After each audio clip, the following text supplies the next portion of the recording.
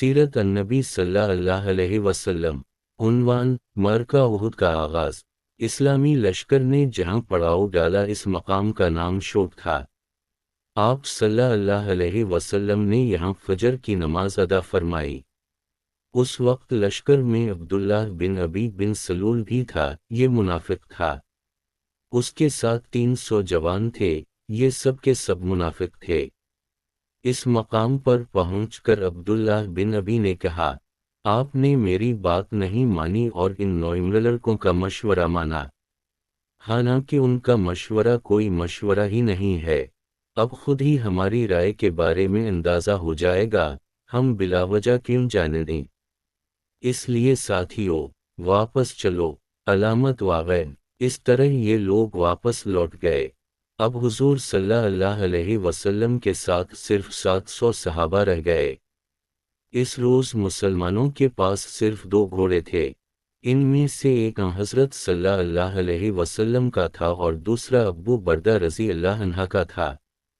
Schott के मकाम से चलकर आप सल्लल्लाहु अलैहि वसल्लम ने उहुद की घाटी में पड़ाव डाला। आप सल्लल्लाहु अलैहि वसल्लम ने पड़ाव डालते वक्त इस बात का ख्याल रखा कि पहाड़ आप सल्लल्लाहु अलैहि वसल्लम की पुश्त की तरफ रहे। इस जगह रात बसर की गई। फिर हज़रत बिलाल रज़ी अल्लाह अन्हा ने सुबह की अज़ान दी। सहाबा किराम रज़ी अल्लाह अन्हुम ने सफ़ें कायम की और आप सल्लल्लाहु अलैहि वसल्लम ने इन्हें नमाज पढ़ाई। नमाज के बाद हुजूर सल्लल्लाहु अलैहि वसल्लम ने मुसलमानों को खुतबा दिया। इसमें जिहाद के बारे में इरशाद फरमाया। जिहाद के अलावा हुजूर सल्लल्लाहु अलैहि वसल्लम ने हलाल रोज़ी कमाने के बारे में भी नसीहत फरमाई और फरमाया, जबरील अलैहिस्सलामु ने मेरे दिल में ये वही डाली है कि कोई शख्स इस वक्त तक नहीं मरेगा जब तक कि वो अपने हिस्से के रिज़्क़ का एक एक दाना हासिल नहीं कर लेता, चाहे कुछ देर में हासिल हो, मगर इसमें कोई कमी वाक़ई नहीं हो सकती। इसलिए अपने परवरिदगार से डरते रहो और रिज़्क़ की तलब में नेक रास्ते इख्तियार करो। ऐसा हरगिज़ नहीं होना चाहिए कि रिज़्क़ में देर लगने की वजह से तुम अल्लाह की नाफरमानी हासिल करने लगो। आप सल्लल्लाहु अलैहि वसल्लम ने यह भी इरशाद फरमाया, एक मोमिन का दूसरे मोमिन से ऐसा ही रिश्ता है जैसे सर और बदन का रिश्ता होता है। अगर सर में तकलीफ हो तो सारा बदन दर्द से काम उठता है।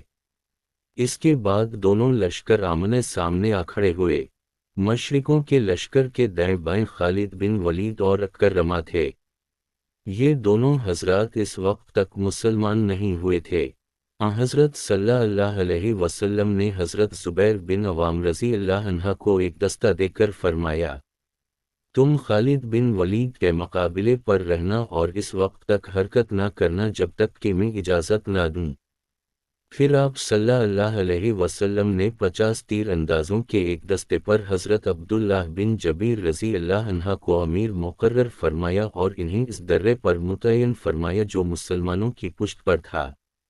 इस दर्रे पर 50 तीर अंदाज मुकर्रर करने की वजह ये थी कि पुश्त की तरफ से दुश्मन हमला ना कर सके। हुजूर अकरम सल्लल्लाहु अलैहि वसल्लम ने उन 50 तीर अंदाजों से फरमाया, तुम मशरिकों के घुड़सवार दस्तों को तीर अंदाजी करके हमसे दूर ही रखना। कहीं ऐसा ना हो कि वो पुश्त की तरफ से आकर हमला कर दें, हमें चाहे फतह हो या शिकस्त। तुम अपनी जगह से ना हिलना। इसके बाद हुजूर अकरम सल्लल्लाहु अलैहि वसल्लम ने एक तलवार निकाली और फरमाया, कौन मुझसे ये तलवार लेकर इसका हक अदा कर सकता है। इस पर कई सहाबा किराम उठकर आप सल्लल्लाहु अलैहि वसल्लम की तरफ लपक गए, लेकिन आप सल्लल्लाहु अलैहि वसल्लम ने वो तलवार इन्हें नहीं दी। इन हजरात में हज़रत अली रज़ी अल्लाह अन्हा भी थे। आप सल्लल्लाहु अलैहि वसल्लम ने इन सहाबा से फरमाया, बैठ जाओ। हज़रत ज़ुबैर बिन अवाम रज़ी अल्लाह अन्हा ने भी वो तलवार लेने की 3 बार कोशिश की, मगर आप सल्लल्लाहु अलैहि वसल्लम ने हर मर्तबा इनकार कर दी। आखिर सहाबा के मजमा में से हज़रत अबू जाना रज़ी अल्लाह अन्हा उठे और अर्ज़ किया, मैं इस तलवार का हक अदा करूँगा। आप सल्लल्लाहु अलैहि वसल्लम ने वो तलवार इन्हें अता फरमा दी। अबू जाना रज़ी अल्लाह अन्हा बेहद बहादुर थे, جنگ کے دوران غرور کے انداز میں اکڑ کر چلا کرتے تھے۔ جب آپ صلی اللہ علیہ وسلم نے انہیں دونوں لشکروں کے درمیان اکڑ کر چلتے دیکھا تو فرمایا، یہ چال ایسی ہے جس سے اللہ نفرت فرماتا ہے، سوائے قسم کے موقعوں کے۔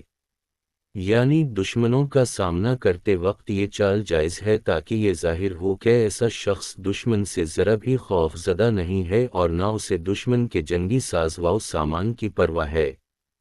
پھر دونوں لشکر ایک دوسرے کے بالکل نزدیک آ گئے۔